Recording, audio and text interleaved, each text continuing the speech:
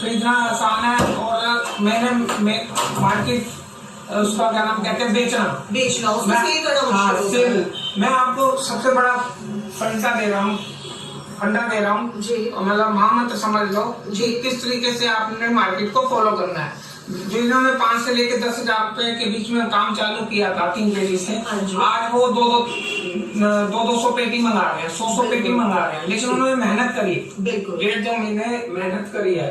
हम कहते हैं आप जाओ जो आपके वर्कशॉप होती है आपके नियर बाय में और स्पेयर पार्ट्स बेचते हैं, उनको 3-3 पीस रख के दिया।